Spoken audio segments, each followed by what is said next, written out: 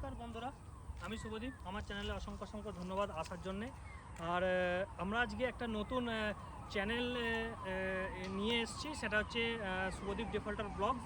তো এই ব্লগসে আমরা নানান ধরনের ঐতিহাসিক প্লেস হোক বা এভরিথিং, সুন্দর সুন্দর জায়গা, ঐতিহাসিক প্লেস এবং নানান ধরনের জায়গাকে আমরা কি করি, সাধারণ মানুষের কাছে তুলে ধরি। সেসব ঐতিহাসিক জানকারিগুলোকে তুলে ধরার চেষ্টা করি যেগুলো বিলুপ্ত প্রায় আমাদের সমাজে। তো আজকে একটা নতুন প্লেসে আপনাদের নিয়ে যাব। সেই প্লেসটি হচ্ছে আমাদের জায়গাটির নাম হচ্ছে মহানাদ। তো মহানাদে একটা সুন্দর ঐতিহাসিক প্লেস আছে। সেই প্লেসটি আজকে মানুষেরা সম্ভবত ভুলে গেছেন, কিন্তু খুব সুন্দর একটা ঐতিহাসিক প্লেস আছে। সেই ঐতিহাসিক প্লেসটি আমরা যাব, গিয়ে রিভিল করব আর আপনাদের ঘুরে জায়গাটি দেখাবো। তো যাওয়ার পথে কিছু কিছু রাস্তাতে আমরা কিছু কিছু ব্লগও করব। সেখানে সেই কিভাবে আমরা যেতে পারি বা আপনারা যদি দূর থেকে আসেন, দেখতে আসেন, কিভাবে আসতে পারবেন, সেই সব জিনিসগুলো আপনাকে দেখাবো। বাট এখন বলবো না ঐতিহাসিক জায়গাটি বা ঐতিহাসিক প্লেসটি কোনটি, সেটি আপনাদের যখন আমরা ওইখানে পৌঁছাবো তখন আমরা রিভিল করব যে জায়গাটির নাম আর কোন জায়গাটি আপনাদের সামনে তুলে ধরবো আজকে। তো লেটস গো, শুরু করা যাক আজকে আমাদের এই ব্লগটি। নমস্কার। হ্যালো বন্ধুরা, আমরা বেরিয়ে পড়েছি আজকে মহানাদের দিকে। ঠিক আছে, মহানাদের যে ঐতিহাসিক প্লেসটার কথা আমরা বলছিলাম, সেটা আমরা যাওয়ার পর আপনাদের কাছে ওটা তুলে ধরবো জায়গাটির নাম কি। তো তো আমরা আজকে বেরিয়ে পড়েছি পেট্রোল পাম্প থেকে। তো চলুন আমরা যাওয়ার পর সেই জায়গায় সুস্থভাবে পৌঁছানোর পর আপনাদের এই জায়গাটি সম্বন্ধে, ঐতিহাসিক প্লেসটির সম্বন্ধে আপনাদের সঠিক জানকারিটা দেওয়ার চেষ্টা করব। তো এটা হচ্ছে আমাদের দিল্লি রোড রাস্তা। দিল্লি রোড থেকে আমরা বেরিয়ে পড়েছি। হ্যালো বন্ধুরা, আবার কন্টিনিউ করছি। এখানটা রাস্তাটা ফাঁকা আছে বন্ধুরা। এখানটা আমরা চলে এলাম চৌতারা মোড়। এখানটাকে চৌতারা মোড় বলে। তো চৌতারা মোড় থেকে আমরা এগিয়ে যাচ্ছি মহানাদের দিকে। এখান থেকে বেশি দূর রাস্তা নয় যদিও বা। তো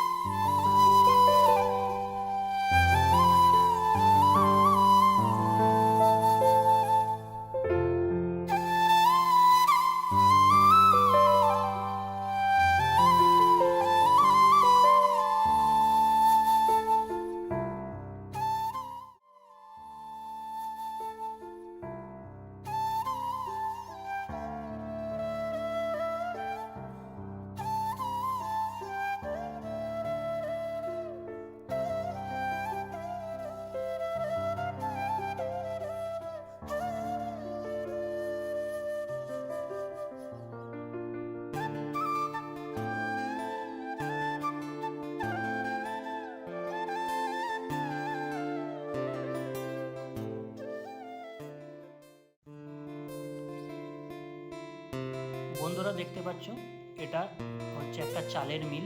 ঠিক আছে, এটা পোলবার কাছাকাছি একটা মস্ত বড় এটা একটা চালের মিল।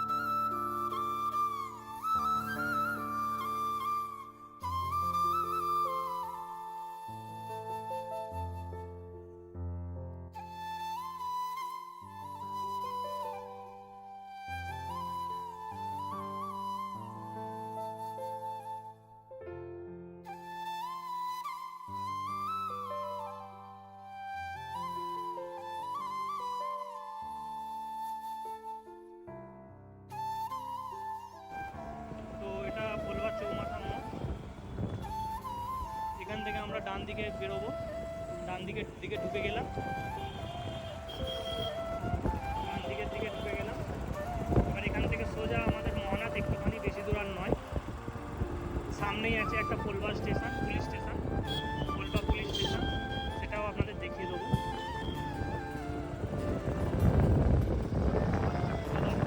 দেখতে পাচ্ছেন সামনে কোলবা খেলার মাঠ এটা।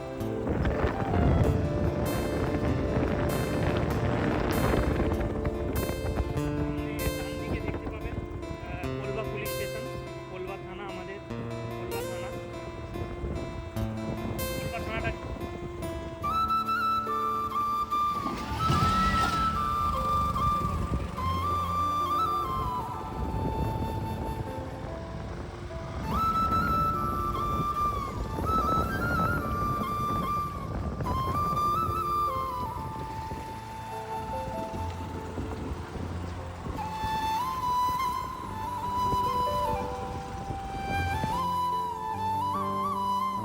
হ্যালো বন্ধুরা, আমরা ক্রমশ এগিয়ে চলেছি।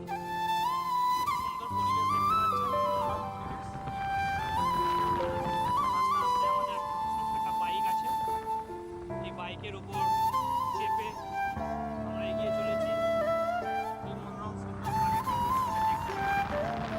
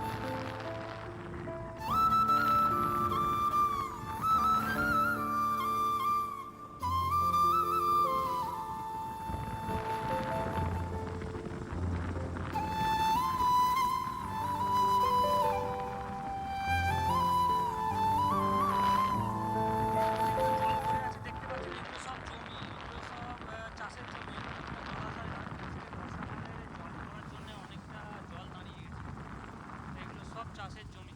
আমাদের চাষি ভাইয়েরা সব চাষবাস করেন, এখানে ধান, গম, এটা ওটা উৎপাদন করেন।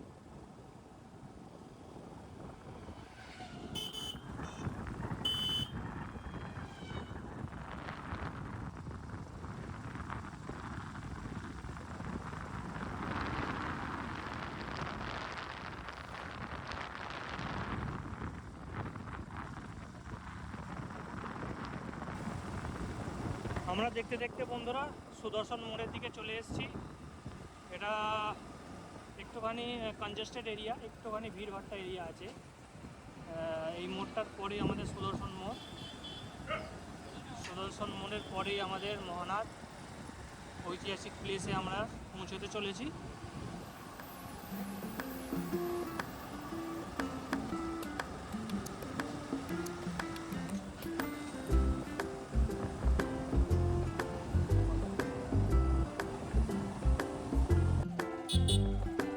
বন্ধুরা আমরা মহানাদের ঐতিহাসিক প্লেস সামনেই এসে গেছি, যেখানে আমরা যাওয়ার ছিল।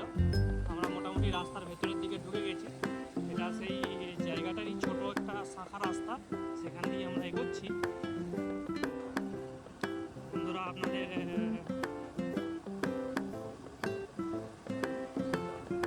গ্রাম্য পরিবেশ আপনাদের কেমন লাগলো একটুখানি আমাদের কমেন্টে জানাবেন। এই ঐতিহাসিক প্লেসটি একটি ছোট্ট একটা গ্রামের ভেতরে খুব সুন্দর একটা পরিবেশের মধ্যে রয়েছে।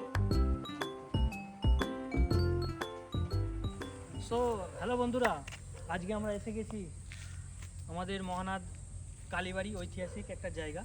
কিন্তু দুঃখিত বন্ধুরা, আমাদের কালী মন্দিরটি বন্ধ হয়ে গেছে। আমরা সম্ভবত লেট এসেছি হতে পারে, তো আমরা ভেতরে গিয়ে আপনাদের কিছু দেখাতে পারবো না।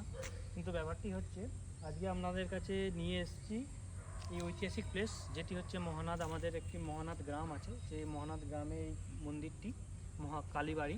এই কালীবাড়িটি সম্বন্ধে আপনাকে পুরো তথ্য আর ঐতিহাসিক একটা তথ্য দেওয়ার জন্যে আজকে এই জায়গাটি মানে রিভিল করার জন্যে, এটির পুরো সম্পূর্ণ তথ্য দেওয়ার জন্যে আমরা এখানে এসেছি। বন্ধুরা, যেটা দেখতে পাচ্ছ এটা হচ্ছে মহানাথ দক্ষিণপাড়া কালীবাড়ি। এই কালীবাড়িটি অবস্থান হুগলি জেলার ব্যান্ডেল বা মগরা স্টেশন থেকে আপনাকে ট্রেকার অথবা বাসে করে মিনিট 40 গেলেই মহানাথ দক্ষিণপাড়া কালীবাড়ি আপনি পৌঁছে যাবেন। সেখানেই রয়েছে 188 বছরের প্রাচীন পূর্বা মহানাথ কালীবাড়ি। কথিত আছে জমিদার কৃষ্ণচন্দ্র নিয়োগী 1830 সালে মহানাথ সূত্রে মন্দির প্রতিষ্ঠার কয়েক বছর পরে জমিদার বাড়িতে আসেন রানী রাসমণি। মন্দিরের গঠনশৈলী ও দক্ষিণা কালীমূর্তি দেখে তিনি মুগ্ধ হন। তার কিছুদিন পরে রাসমণি তার লোকজনদের এনে মন্দিরের উচ্চতা, প্রতিমা, খুঁটিনাটি লিখে নিয়ে যান। শেষে মহানাথ কালীবাড়ি আদলেই দক্ষিণেশ্বরের ভবতারিণীর মন্দির তৈরিতে উদ্যোগী হন রানী। মহানাথ কালীবাড়ির বর্তমান বংশধর স্বপন নিয়োগী বলেন, রানী রাসমণি মহানাথ কালীবাড়িতে এসেছিলেন বলে সে তা পুরুষদের মুখে শুনেছি, কিন্তু তার কোনো প্রমাণ আমাদের কাছে নেই। জমিদার কৃষ্ণচন্দ্র নিয়োগীর কাঠ ও চিনির বড় ব্যবসা ছিল, তাই বাড়িতে জাঁকজমক করে দুর্গা, লক্ষ্মী ও জগদ্ধাত্রী পুজো হতো। কিন্তু পুজো শেষ হতেই বিগ্রহের বিসর্জন হয়ে যেত। নিত্য প্রতিমা দর্শনের কোনো উপায় ছিল না। সেই ভাবনা থেকেই জমিদার কৃষ্ণচন্দ্র দক্ষিণা কালী প্রতিষ্ঠার সিদ্ধান্ত নেন। সেই মতো জঙ্গলে ভরা মহানাথ দক্ষিণ পাড়ার 2 বিঘে জমি লোকজন খাটিয়ে পরিষ্কার করেন তিনি। 1822 8 বছর ধরে 84 ফুট উঁচু মন্দিরের কাজ শেষ হওয়ার পরেও 1830 সালের মাঘ মাসে রটন্তী কালী পুজোর সময়ে মন্দিরে দক্ষিণা কালী প্রতিষ্ঠিত হয়। তারপর থেকে একইভাবে মায়ের পুজো হয়ে আসছে। মন্দিরের প্রধান পুরোহিত শৈলেন্দ্রনাথ চট্টোপাধ্যায় জানান, সারা বছর মায়ের পুজো হয়। শনি মঙ্গলবার ও তিথিতে মায়ের বিশেষ পুজো হয়। প্রথা মেনে প্রতি অমাবস্যাতে এখনো ছাগল বলি হয়। সঞ্জীব মজুমদার নামে এক ভক্ত জানান, মন্দিরের 64 ফুট উপরে এবং কালীমূর্তির চারপাশে শিবলিঙ্গ রয়েছে। শিবলিঙ্গের পুজোর পরেই মায়ের পুজো শুরু হয়।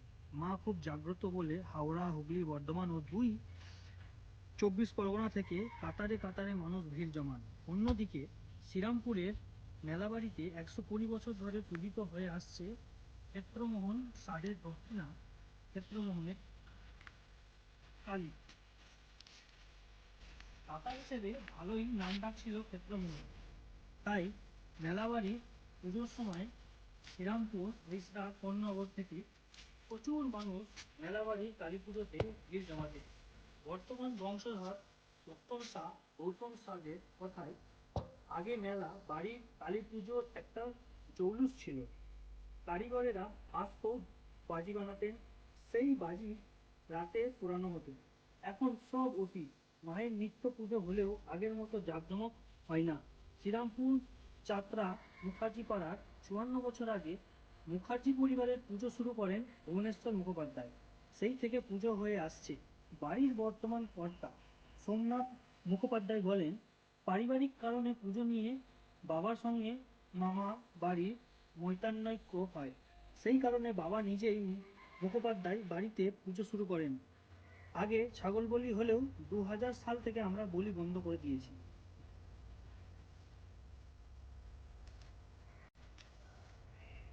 সো বন্ধুরা, আমরা এই তথ্যটি আপনাদের দিলাম।